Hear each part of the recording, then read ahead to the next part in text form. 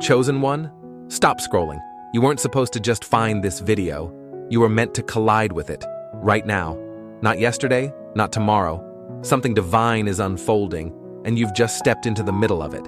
This isn't random, this isn't routine. What's about to unfold isn't just another whisper from the heavens. It's a direct call, engraved with your name in the silence before the world began. God doesn't shout into the void hoping someone will listen. He draws specific souls into sacred intersections. And this moment, this is one of them. No soul wanders here by coincidence. No one can come to me unless the Father draws them. John 6:44.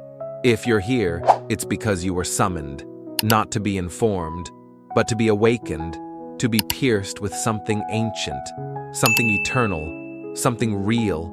What you're feeling, that stir in your gut, that pressure behind your ribs, it's not anxiety, it's alignment.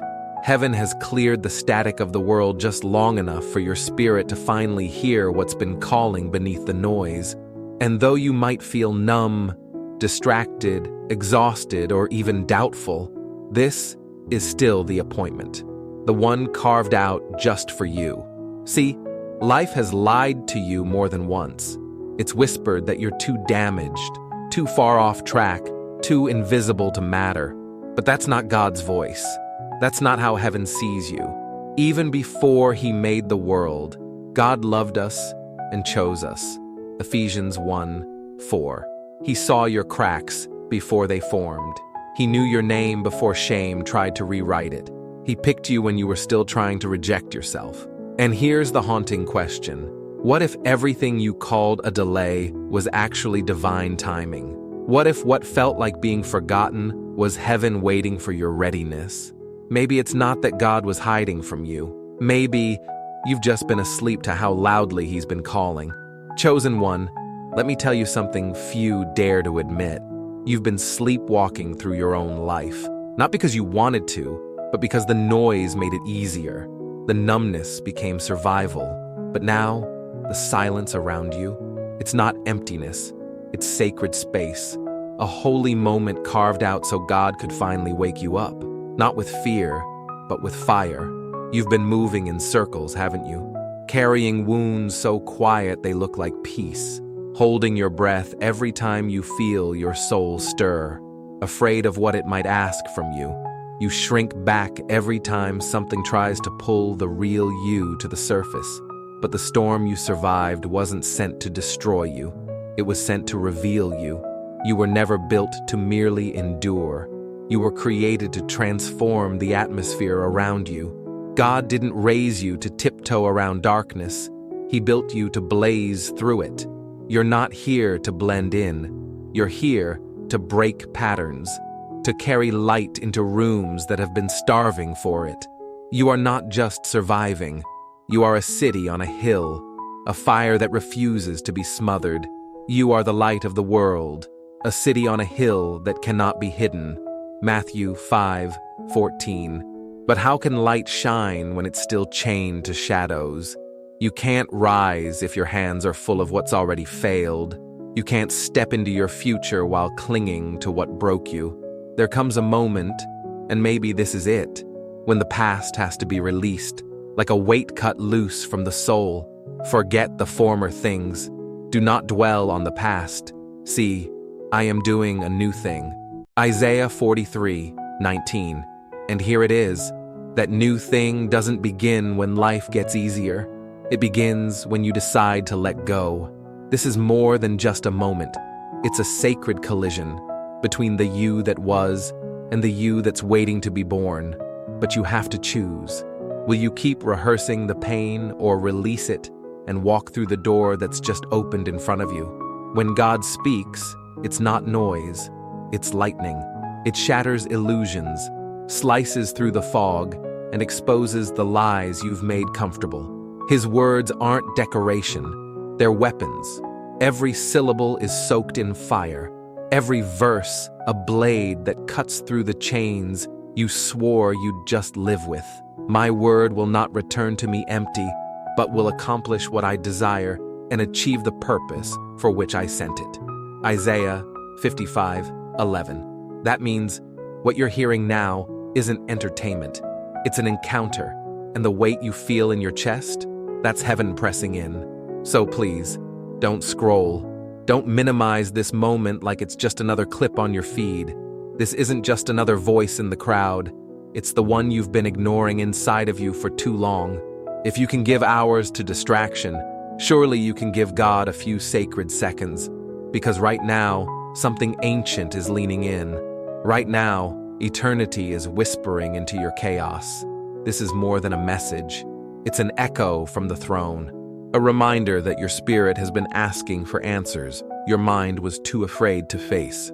And before we go deeper, let me say this clearly. Thank you to those who've shared, supported, and sown into this mission, not with applause, but with presence. You're not just helping a channel grow, you're helping a calling rise. You are not spectators, you are spiritual architects.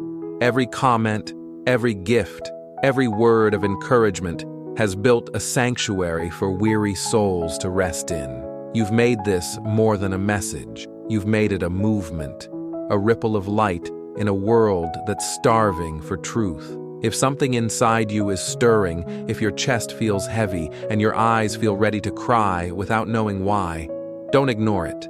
That's your spirit waking up. That's God brushing the dust off a part of you that you buried to survive. Don't stay quiet. Declare it. Say it out loud or write it in the comments. Thank you, Jesus. I am chosen and I am ready. Say it not for the algorithm, but for your own soul to hear itself. Speak it so heaven knows you heard the call. And if you haven't already, subscribe. Not because we want numbers, but because you need reminders. You need these words to find you again when you forget who you are. You need a place to return to when the world tries to drown out your fire. This isn't just a video, it's a refuge. And right now, we're going deeper. Not for information, but for transformation. So take a breath, let it out slowly, and prepare to meet the version of you that God has been fighting to awaken. Let struggle isn't always a red flag. Sometimes it's the divine fingerprint on your process.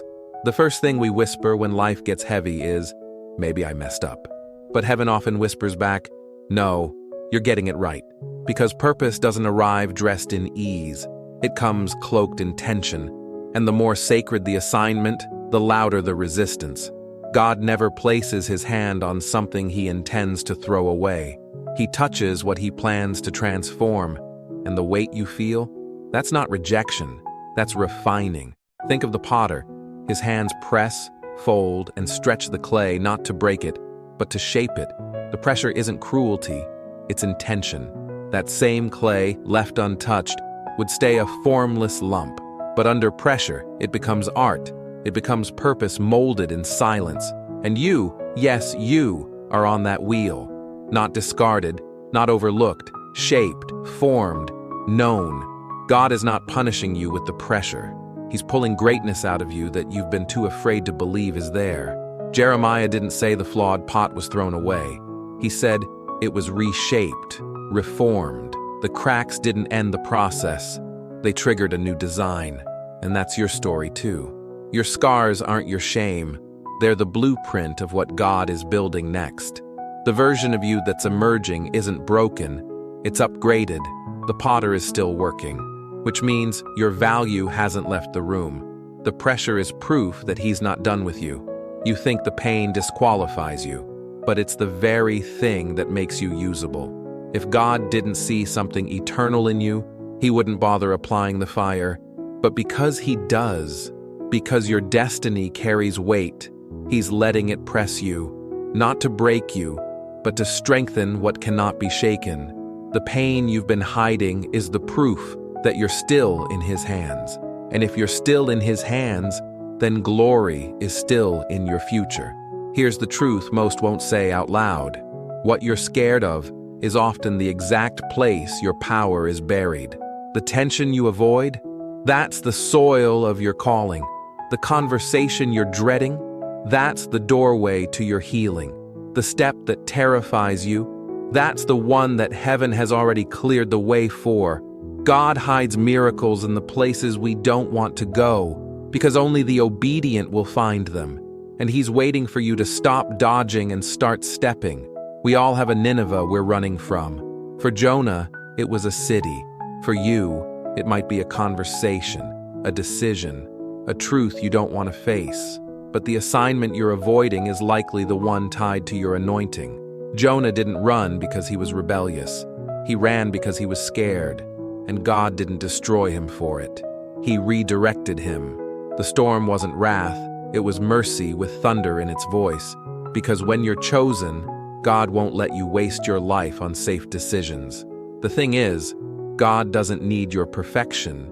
He needs your permission. He needs you to stop hiding and start walking toward what terrifies you. Because that fear, it's just a veil, and behind it is your next level.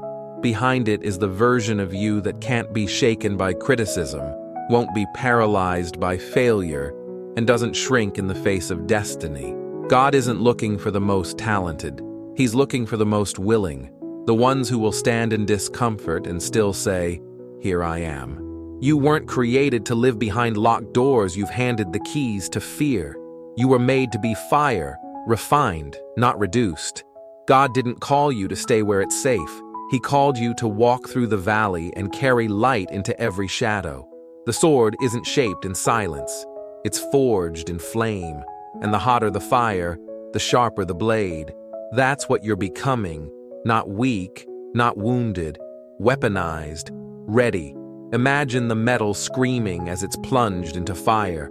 Why this again? But the blacksmith doesn't answer with comfort. He answers with skill. He's not harming it. He's forming it. Not for decoration, but for battle. That's you. That's why it's been hard. Because God isn't trying to make you popular. He's trying to make you powerful. You're being built to withstand storms others collapse under. You're being molded to carry something heavy without breaking. Ease never creates endurance. Comfort never writes legacy. You can't become who you were designed to be by skipping the shaping. And if you skip the fire, you'll miss the edge. The edge that slices through lies. The edge that breaks cycles. The edge that makes demons nervous when you walk into a room. So let the fire do its work. Let it strip what's false and surface what's eternal. You're not being destroyed. You're being revealed. Some of the most dangerous lies are the ones we whisper to ourselves when no one's around. I'm not ready. I'm not worthy. I'm too broken. But let me ask you, who told you that? Because the God who formed galaxies with a breath also formed you. And He didn't make a mistake. Every crack in you is where His light gets in. Every scar is evidence that hell tried, but failed. You are not disqualified. You are being distinguished. Look at Joseph, betrayed, enslaved, imprisoned. From the outside, it looked like his story was falling apart, but heaven was scripting a masterpiece in secret. Every setback was training. Every delay was divine. He was learning to carry authority without arrogance, power without pride.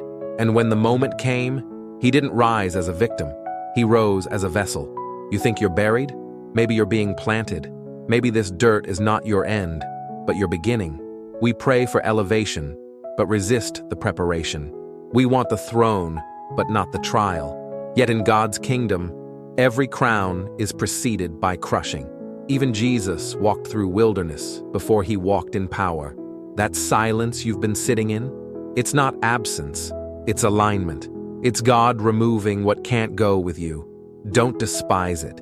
Let it dig deep. Let it pull the roots of your identity out from the soil of performance and plant them in truth.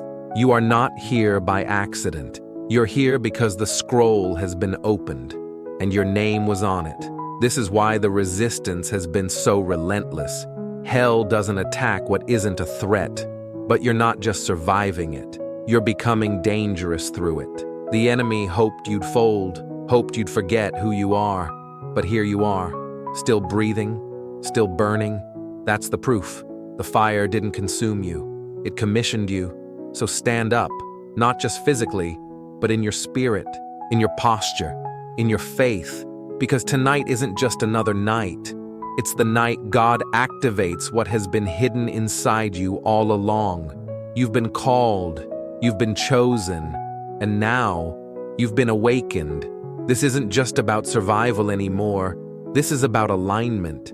God isn't asking for perfection. He's asking for permission. Permission to rearrange the parts of you that have been hiding.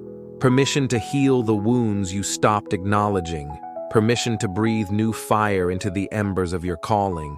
You don't need to be ready. You just need to be willing. Because when heaven moves, it doesn't wait for you to feel qualified. It moves when you say yes. Look around. Everything that used to feel comfortable now feels too small. The people, the places, even your own thoughts, they no longer fit. That's not a coincidence. It's the stretching before the sending. It's God removing the training wheels because He knows it's time to ride with fire in your bones. You can't stay in hiding and still carry the light. You weren't meant to camouflage. You were meant to illuminate, to walk into rooms and shift the temperature. And yes, it might feel overwhelming, like you're not strong enough to carry what's being asked of you. But here's the secret. You were never supposed to carry it alone. God doesn't just call, He equips. He surrounds. He fills. What you lack in strength, He overflows in grace. What you think you can't handle, He transforms into holy confidence. He's not calling the fearless, He's calling the faithful. And faithful simply means this: you move even when your voice shakes. Chosen one, your assignment won't look like theirs. Your fire won't burn the same color. But make no mistake, it's holy, it's set apart, and it's time. Stop waiting for a sign when this message is the sign. Stop waiting for permission when God already marked you. Tonight isn't just a spiritual checkpoint, it's a spiritual crossing. And once you walk through, nothing will ever feel the same again, because it won't be. So breathe, not with fear, but with fire. Stand in the silence and let God speak through it. Look your past in the face and thank it for showing you what you're not anymore. And now, lift your head, because heaven has decided. The scroll is open, the assignment is active, and your name was never forgotten. This is your moment. Step into it. There's a sacred tension in this moment between the you that has survived and the you that's about to lead, between the version of yourself that stayed quiet to keep the peace and the one that's ready to roar with holy truth. God isn't just nudging you forward. He's issuing a divine summons, one that doesn't care about your resume, your reputation, or your regrets. It only asks, are you willing to burn for what you were born for? You've been walking with your eyes half open, feeling the shift, but not naming it, sensing the weight, but still trying to shrink to fit old roles. But that season just ended, not because it failed, but because it fulfilled its purpose. Now, the oil is demanding a new container. You cannot pour divine purpose into a vessel still shaped by fear. You have to choose. And heaven is watching how you answer in the dark, not just how you shine in the light. This isn't a motivational moment. This is prophetic alignment. You've been dodging the very fire that was designed to refine your voice. Every hesitation, every delay, every excuse, burn it now. Let it fall like dry leaves in the flame of this revelation. Because you don't need more signs, you need surrender. You don't need louder prayers, you need deeper obedience. God is not calling you to try harder. He's calling you to step closer. And if that step shakes you, good. That means you're standing at the edge of transformation. That means your spirit recognizes the weight of this decision. You're not just walking into a new season, you're walking into divine agreement. The kind that rewrites timelines. The kind that wakes generations, the kind that makes the enemy tremble, and all of heaven is leaning in, waiting to see if you'll say what creation already knows. I was made for this, so speak it, not just with words, but with posture, with action, with fire in your breath and surrender in your chest, because this moment is what the crushing prepared you for, what the silence has been echoing toward, what your spirit has been aching to remember. You are not here to survive the prophecy. You are here to become it. And tonight, heaven will witness your yes. There's a shift in the atmosphere every time you agree with God's truth over the lies you've rehearsed. And tonight, that shift isn't symbolic. It's seismic. The spiritual ground beneath you is trembling because something dormant is waking up. Something ancient, something holy. You are not remembering something new. You're remembering something eternal that was written into your spirit before you ever took your first breath. The calling isn't being spoken over you. It's being reawakened within you. That's why your bones have been restless. That's why silence started to feel heavier than noise. That's why comfort started to itch like a cage. Because you weren't made to walk quietly through this world, hoping not to disturb anything. You were made to disrupt darkness with light. You were made to speak when silence becomes sin. You were made to walk into rooms and shift atmospheres, not because of ego, but because of obedience. That's what heaven put in your hands. But here's the part most won't admit. Obedience costs. It costs comfort. It costs approval. It costs familiarity. And yet, it's the only currency that moves mountains. The enemy hasn't been attacking your circumstances. He's been targeting your courage. Because if he can keep you unsure, he can keep you silent. And if you're silent, you'll never see the chains you were anointed to break actually fall. But here's the truth. Your voice isn't just noise. It's divine permission to set captives free. So use it. Use it like a sword. Use it like fire. Not to destroy, but to awaken. Let your prayers disturb the slumber of every spirit still hiding. Let your worship be the alarm clock to every part of you that forgot who you are. Don't wait to feel worthy. Don't wait to feel ready. The anointing is not a feeling, it's a fact. And heaven is not looking for the most polished, it's looking for the most surrendered. Because tonight is not just another night. It's the night God marks those who dare to move when nothing around them makes sense.